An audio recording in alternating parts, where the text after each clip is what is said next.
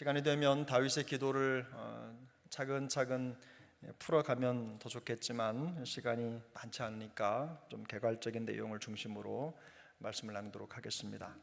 이 기도는 다윗이 이스라엘의 왕으로 등극한 후에 하나님 앞에 올려드린 기도입니다. 특별히 이 왕이 되어 그 왕국에 거하게 되면서, 왕궁이죠, 왕궁에 거하게 되면서 하나님의 마음에 드는 그런 성전을 짓고 싶은 마음이 다윗에게 생겼습니다.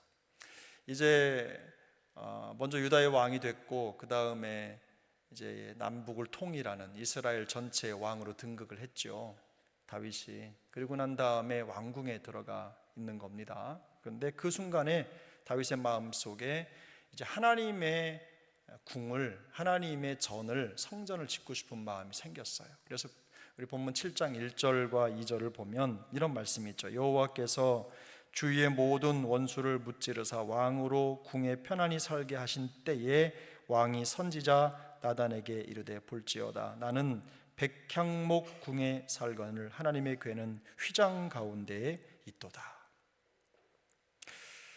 지금 예루살렘 성에 다윗이 살죠. 그런데 하나님의 법궤를 생각하니까 하나님이 여전히 휘장 가운데 있다, 이런 탄식을 드리는 거예요. 이런 다윗의 마음을 알고 나단 선지자가 다윗에게 그렇게 말합니다. 왕의 마음에 있는 대로 마음껏 하옵소서, 이렇게 말합니다. 마음껏 하옵소서. 격려하는 거죠. 그동안 못했으니 왕이 되셨으니 이제 하실 수 있지 않습니까? 마음껏 하시옵소서, 이렇게 얘기합니다. 그런데 그 밤에 하나님의 말씀이 나단 선지자에게 임합니다. 성전을 지어서 하나님 앞에 영광 올려드리고 싶었던 그 다윗의 마음을 교정하시는 겁니다. 나단을 통해서 말씀을 하시는 거죠. 그리고 하나님이 어떤 분이신지를 알려주세요. 그래서 여러분이 시간 되시면 7장 1절을 지나서 오늘 18절에 이르기 전까지 17절까지를 한번 읽어보시면 어떤 내용이 담기냐면 이런 거예요. 하나님의 마음은 이런 겁니다. 내가 언제 너한테 내 집 지어달라고 하든 나는 지금까지도 그랬고, 나는 그런 하나님으로 너를 보여주지 않았다, 이런 겁니다. 여러분 7장 9절인데요 9절 함께 같이 읽겠습니다. 내가 가는 모든 곳에서 내가 너와 함께 있어 내 모든 원수를 내 앞에서 멸하였은즉 땅에서 위대한 자들의 이름같이 내 이름을 위대하게 만들어 주리라. 이게 하나님이 말씀하시는 내용의 거의 전반부와 후반부를 다 통합하는 말씀입니다. 뭐냐면 우선은 하나님이 당신이 어떤 분이라고 말씀하고 있습니까? 내가 가는 모든 곳에서 내가 너와 함께 있어 라고 말씀하시죠. 이 말씀이 7절에도 나오는데요, 이스라엘 자손과 더불어 다니는 모든 곳에서, 이런 표현이 있어요. 하나님이 자신을 표현하실 때 어떻게 표현하시냐면, 나는 백향목 궁전의 성전에만 있는 하나님이 아니다. 나는 그런 건물 안에 들어가 있는 하나님이 아니라 어떤 하나님이라는 거예요? 내 자손과 더불어 어디든 갈 수 있는 그런 하나님이다. 너와 동행하는 하나님이다. 너와 함께 있는 하나님이다. 이게 바로 백향목 성전을 지으려는 다윗의 생각과 충돌하는 거예요. 다윗의 생각이 갸륵하기는 하지만 그러나 하나님의 생각과 다르다는 것을 보여주고 있는 겁니다. 웅장한 성전을 건축하려는 다윗의 마음, 그거야말로 하나님 앞에 참 좋은 마음 아닙니까? 그래서 나중에는요 이런 거예요. 다윗이 간절하게 그런 마음을 내려놓지 못하니까 하나님이 너는 짓지 못하되 내 아들은 하리라, 이렇게 하시고 다윗에게 있는 그 은사를 사용하시는데 뭐냐면요, 하나님의 성전을 내 손으로 짓지는 못하지만 그 성전을 위해서 모든 것을 넘치도록 준비합니다. 그때 하나님이 다윗에게 내린 평가가 있죠. 네 생각이, 그런 마음이 네 안에 있는 것이 참 내가 보기에 좋다, 참 좋다, 이 말씀을 하시거든요. 그러나 그럼에도 불구하고 지금 이 시점에서 하나님은요 당신을 소개하실 때 나는 잘 지어진 건물 안에 있는 하나님이 아니다. 그의 백성들과 함께 다니면서 그들을 이끌고 그들의 삶을 인도하는 그런 하나님이다. 결론적으로 말씀드리자면 다윗의 성전 건축 계획이 하나님이 다윗을 위해 세우신 계획과 다르다는 걸 보여주신 거예요. 하나님은 반대로 이제 어떻게 말씀하시냐면 네가 내 집을 짓는 게 아니라 내가 너의 집을 지어 세워주고 나의 왕국을 너를 통해서 세울 것이다. 이 언약을 그냥 쫙 말씀해 주시는 거예요.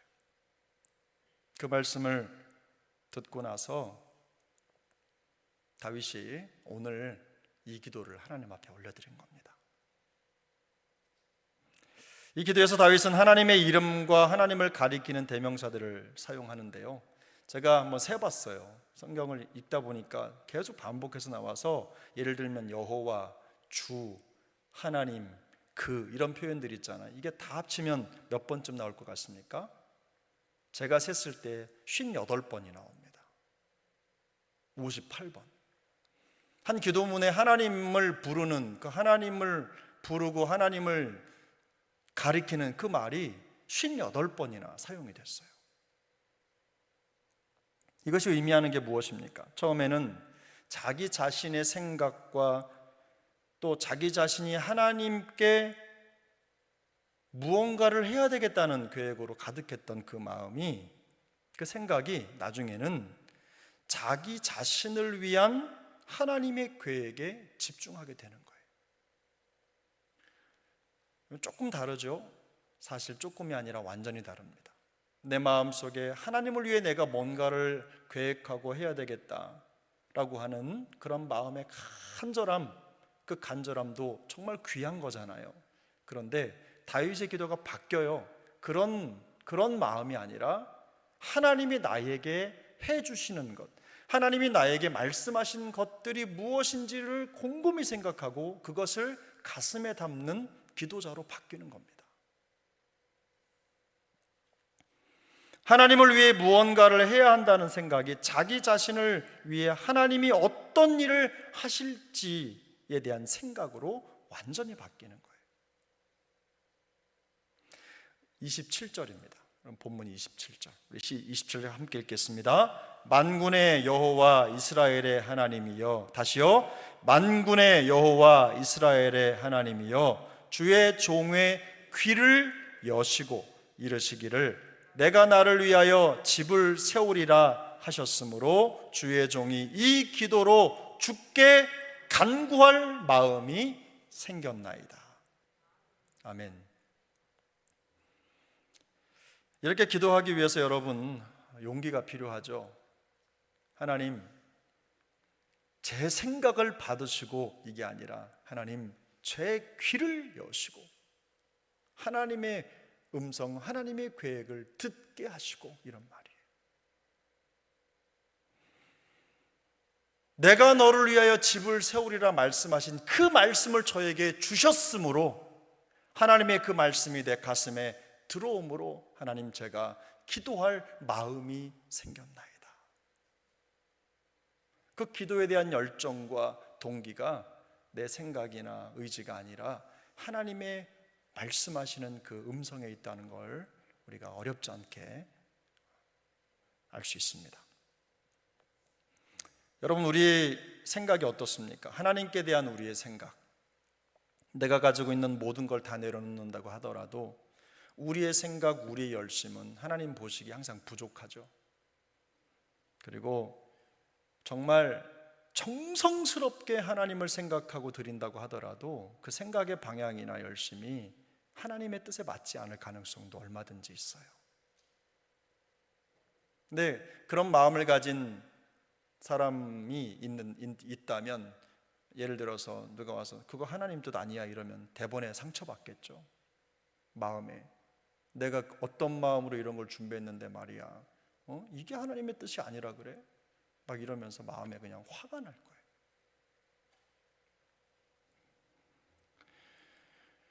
근데 여러분, 여기 다윗의 생각을 보십시오.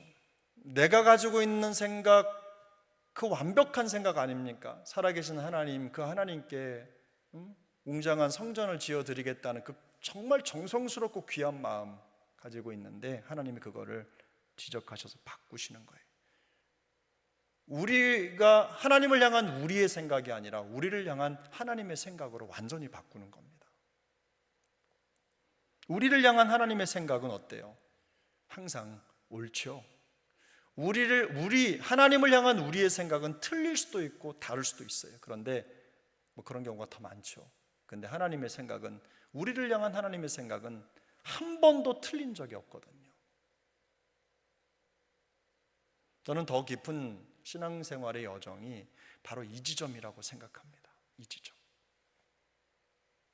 이걸 깨달아야 그때부터 깊어지는 거예요. 우리를 향한 하나님의 생각을 아는 데까지 이르는데 상당히 많은 시간이 걸릴 겁니다. 우리는 지극히 작은 존재죠. 우주를 생각해 보면 어디 우리 같은 사람 한 사람의 존재를 어디 찾을 수나 있겠습니까? 거의 먼지와 같은 존재죠. 그저 지구 하나만 생각해 봐도 그 안에, 그 중에 요즘에 세계 인구가 몇 명입니까? 한 70억 됩니까? 70억 중에 한 명. 70억 중에 한 명.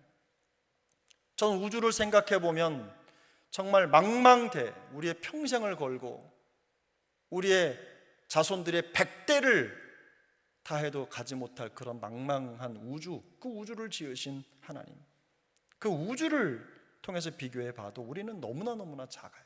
그런데 여러분 생각해 보세요. 뒤집어서 우주를 만드시고 지구를 만드시고 이 세상의 모든 것을 창조하신 하나님의 생각, 그것을 통치하시는 하나님의 생각, 우리가 하나님의 뜻에 종종 헛발질을 하는 것, 관역이 빗나가는 이유는 바로 거기에 있어요. 항상 하나님의 생각이 우리의 생각보다 크시기 때문에, 우리의 사실은 생각으로는 하나님의 생각을 다 이해할 수가 없기 때문에. 그래서 우리의 마음속에 그런 열심은 있어요. 하나님을 위해서 뭔가를 더 해야 된다는 그런 열심. 그걸 나쁜 걸로 말씀드리는 게 절대로 아닙니다. 필요합니다. 그런데 때로는 그 열심이 하나님의 뜻과는 다른 길로 가는 것, 그래서 하나님의 근심이 될 수도 있다는 것을 우리가 깨달아 알 필요가 있어요. 그래서 오늘 기도의 대전환이죠. 다윗이 7장 1절 2절에서 시작한 그 기도와 마음의 소원과 그 간절함이 중간에 이제 나단 선지자가 등장을 해서 하나님께 받은 말씀을 다윗에게 전달하는 과정이 있고, 그리고 그 말씀을 받은 다윗이 오늘 보면 18절부터 어떻게 기도를 드리는지. 그래서 제가 볼 때 전반적인 내용을 다 살피는 것도 중요하지만 제가 생각할 때 그랬어요. 17절과 18절을 보면 대강 핵심 나온다, 이 생각이 들었어요. 여러분 봅시다. 자, 우리가 다윗처럼 기도하기 위해서 중요한 첫 번째 필요한 것, 그게 뭐냐면요, 우리에게 하나님의 분명한 마음을 알려주는 나단 같은 사람이 필요하다는 겁니다. 나단 같은 사람. 우리 17절을 같이 읽어보겠습니다. 나단이 이 모든 말씀들과 이 모든 계시대로 다윗에게 말하니라. 나단은 다윗이 하나님을 위해서 성전을 짓겠다고 했을 때 어떻게 했다고 했죠? 그 마음에 좋은 대로 마음껏 하시옵소서 이렇게 말했던 사람이에요. 그런데 하루 지나고 하룻밤 자고 와가지고 다윗에게 뭐라고 얘기해요? 그게 아니다 얘기한 거예요. 요즘 같으면 예를 들어서 목사가 그랬다고 하면, 목사님 무슨 결정을 손바닥 뒤집듯이 그렇게 하시냐고, 어제는 그렇게 말해놓고 오늘 또 이렇게 말하냐고, 도대체 진심이 뭐야? 막 이렇게 속으로 생각하실 수도 있겠어요. 근데 저는 참 나단을 보면서 용감하다. 어제 이렇게 말했어도 결국 내가 말한 것이 하나님의 뜻이 아니었습니다, 이 얘기를 하면서 하나님의 뜻은 이겁니다, 이 얘기를 하고 있는 거잖아요. 그러면서 왕의 마음속에 가득한 그 충정과 하나님에 대한 충정과 그 계획을 어떻게 해요? 틀렸습니다. 하나님은 그거 아닙니다라고 말씀하십니다. 감히 왕에게. 이걸 듣는 다윗의 입장에서는 어때요? 내가 이런 마음을 하나님 앞에 가지고 있는데 아니야? 아니야? 이렇게 생각할 수 있지 않겠습니까? 사울처럼 하나님은 이미 사울을 통해서 이런 과정을 다 보여주셨잖아요. 그런데 이 시험 앞에서 다윗이 사울 같은 마음의 그 계획대로 하는 게 아니라 다윗이 여기에서 자기가 가지고 있던 그 계획을 내려놓고 나단 선지자가 전하는 말씀을 가슴에 담습니다. 말씀이 필요한 거죠. 분명한 하나님의 말씀을 통해서 하나님의 생각이 다윗의 계획과 다르다는 것을 나단 선지자를 통해서 알게 된 거예요. 말씀을 전하는 나단도 대단하지만 이 말씀을 받는 다윗의 믿음도 대단합니다. 엄청난 거죠. 모험이죠. 나단으로서도 모험입니다. 자기의 인격을 거는 거기 때문에 모험입니다. 다윗으로서도 모험입니다. 왜냐하면 내 마음속에 그 간절한 계획을 내려놓는 것이기 때문에. 둘 다 번복하는 거예요. 자기의 생각을 번복하고 돌려놓는 거예요. 그러나 이 두 사람의 관계 속에 어떤 두려움이나 주저함이 없습니다. 가감없이 하나님의 말씀을 전하고 가감없이 주저함 없이 하나님의 말씀을 받습니다. 이게 바로 영적인 이심전심 아니겠습니까? 마음이 통하는 거예요. 말씀으로 마음이 통하는 거죠. 하나님의 말씀을 중심으로 신뢰관계가 형성이 된 것입니다. 사랑하는 여러분, 저를 비롯해 모든 목사들이 혹은 이 시대에 말씀을 전하는 말씀 사역자들이 이렇게 나단처럼 하나님 앞에 바로 설 수 있도록 기도해 주십시오. 그리고 교회는 이런 말씀이 바로 설 때 그때 비로소 더 거룩해지고 더 능력 있어지는 것입니다. 어떤 논리나 원리가 교회를 움직이는 틀이 되지 않도록, 어떤 우리의 생각이나 전통이나 익숙한 것들이 교회의 주가 아니고 하나님이 말씀하시는 것이 바로 교회의 메인 기둥입니다. 그렇게 돼야 교회가 새로워지는 거예요. 새로움을 놓치지 않는 거예요. 두 번째는요, 뭐냐면 하나님의 말씀을 듣는 진중함에서 깊은 기도가 시작된다는 겁니다. 제가 항상 말씀드리죠. 기도한다고 하는데 성경을 읽지 않고 묵상하지 않는다. 이건요, 거의 자살행위나 다름이 없어요. 영적인 자살행위고요. 하나님과 상관없는 기도를 할 가능성이 매우 높습니다. 하나님의 말씀을 진중하게 듣고 그 말씀을 들으면서 마음의 생각을 밀어내는 거예요. 내 계획을 밀어내는 거예요. 그렇게 하면서 하나님의 생각을 담는 거죠. 여러분 18절을 함께 읽겠습니다. 18절 함께 읽습니다. 다윗 왕이 여호와 앞에 들어가 앉아서, 한 번 더 시작. 다윗 왕이 여호와 앞에 들어가 앉아서 이르되 주 여호와여, 나는 누구이오며 내 집은 무엇이기에 나를 여기까지 이르게 하셨나이까. 왕이 여호와 앞에 들어가 앉아서, 여러분 이게 무슨 말씀입니까? 다윗이 왕으로서 자기 자신의 자리에서 내려와서 하나님 앞에 무릎을 꿇었다는 얘기입니다. 고대 사회에서 왕은 절대 권력자죠. 누구 앞에 절대로 무릎을 꿇지 않습니다. 그런데 다윗 왕이 여호와 앞에 내려와서 앉았다 그랬잖아요. 이것은 하나님 앞에 자기의 모든 권위와 권력을 내려놓은 거예요. 자기 계획이 꺾인 것에 대한 아쉬움이나 섭섭함이 있어서 하나님 왜 이걸 싫다고 하십니까? 이렇게 말하는 기도가 아닙니다. 내가 세운 계획을 거절하시니 뭐든 될 대로 되라 이렇게 체념하는 기도도 아니에요. 내가 가진 거, 내 생각 가진 거 하나님 이거 안 된다고 하시니 그러면 알아서 하십시오, 이런 기도가 아니에요. 오히려 적극적인 것, 열정적인 태도예요. 하나님 앞에 나아가서 그 말씀을 깨닫고 그 하나님의 계획을 받아들이기 위해서 자기 자신의 계획을 버리는 겁니다. 하나님의 일은 왕이 가진 권력이나 권위로 되는 게 아닙니다. 하나님의 뜻과 계획을 아는 것에서부터 하나님의 역사가 시작되죠. 그 진리를 인정하는 것이 지금 다윗이 하나님 앞에 앉아있는 이 순간에 이루어지는 거예요. 하나님의 명령을 따르겠다는 순종의 태도를 보이는 거예요. 내가 세운 계획이 아니라 하나님이 나를 위해 세우신 계획에 몰두하겠다는 것입니다. 다윗이 하나님의 집을 짓는 것이 아니라 하나님이 다윗을 위해 집을 지으실 것이라는 뭐죠? 하나님의 주권과 섭리 앞에서 납작 엎드린 거예요. 결과적으로 기도하는 다윗의 머리와 생각 속에는요, 자신의 계획은 사라지고 그를 향한 하나님의 계획이 가득하게 됩니다. 그것으로 인해서 다윗에게 하나님 앞에 기도할 마음이 생긴 거예요. 우리가 읽은 대로 뒤쪽에 27절에 내가 이 말씀 때문에 하나님 앞에 기도할 마음이 생겼나이다, 이 얘기를 하는 거예요. 그러니 얼마나 마음속에 그 벅찬 감격을 가지고 기도했겠어요.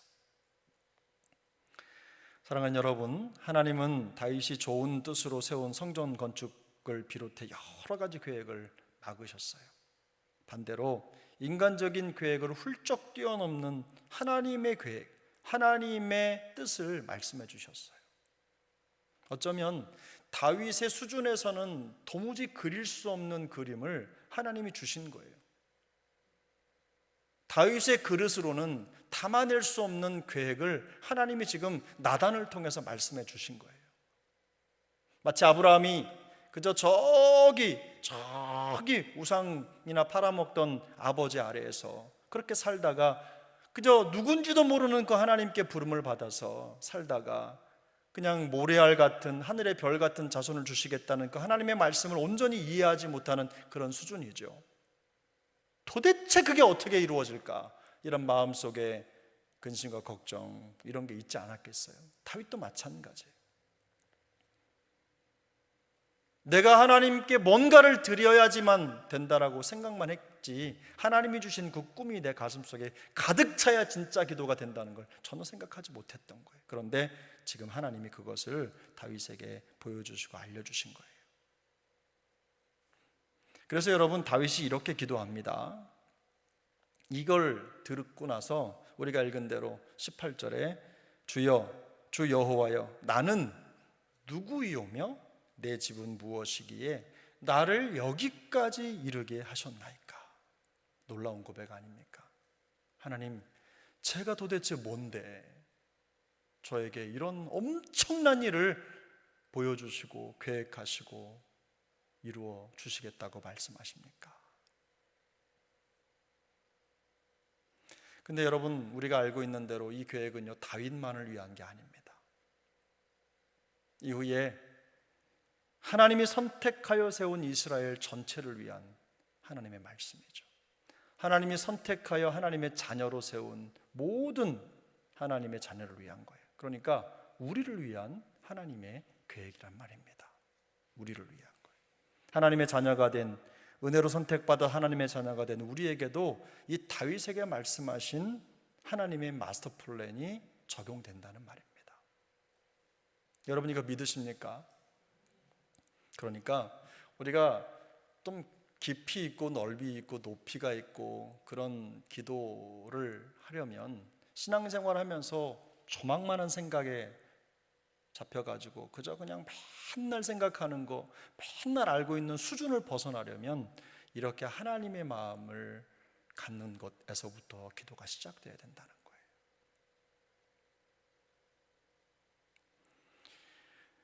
그러므로 여러분, 우리가 중요한 게 있습니다. 우리가 드리는 기도의 방향이 항상 하나님의 말씀에 맞춰질 수 있도록 말씀을 깨달아야 돼요. 말씀을 듣는 것에서 깊은 기도가 시작됩니다. 하나님의 계획을 깨닫는 것에서 기도할 마음이 생기는 것입니다. 제가 늘상 말씀드리지만 저기 강원도 산골짜기에 그저 전기도 안 들어오는 그곳에서 기도하는 할머니가 그저 자기 인생 그만큼만 가지고 사는 게 아니죠. 그곳에서 기도하는 할머니의 가슴 속에 하나님이 우주를 심어주시는 거예요. 그곳에서 그분들은 세계를 품고 기도하는 겁니다. 제가 말씀드리잖아요. 우리 교회가 여수 땅에 반도에 있는 교회로 끝나는 게 아니라 우리 교회는 국제적입니다. 그리고 세계적이고 우주적인 교회인 거예요. 그래서 우리는 단지 우리를 위한 기도가 끝이 아니라, 우리 교회를 위한 기도가 끝이 아니라 나라와 민족과 세계 열방과 온 우주를 위해서 하나님 앞에 기도해야 되는 거예요. 우리가 말씀을 품으면 하나님이 그런 마음을 우리에게 주시는 겁니다. 그 마음을 가지고 기도할 마음을 가지고 기도하는 거예요. 이렇게 기도하다 보면 어떤 어려움이 있냐면요, 도무지 이게 뭐야, 이게 무슨 기도야, 말장난이야, 이런 생각이 간혹 들 때가 있어요. 내가 머릿속으로 이해하고 받아들일 수 있는 수준의 기도만 명확하고 정확하다 이렇게 생각하는 우리의 어줍잖은 한계를 벗어나셔야 돼요. 하나님은 크십니다. 놀라운 분이에요. 그래서 오늘 적어도 다윗처럼 하나님, 제가 무엇이간데 저에게 세계를 품는 이런 기도 제목을 주시나이까? 제가 무엇이간데 하나님 우리의 집을 이렇게 세우시고 나를 선택하셔서 하나님 나라의 거룩한 영광을 드러내는 도구로 삼으셨습니까? 이런 기도가 우리의 기도가 되어야 될 줄로 믿습니다. 우리의 계획과 우리의 생각이 가득한 기도가 아니라 우리를 향한 하나님의 생각과 계획으로 채워진 기도를 하나님 앞에 드리기 위해서 우리 마음이 열려야 될 줄로 믿습니다. 이 에나꼬레가 그런 마음을 준비하는 기도 시간이 될 수 있기를 소망합니다.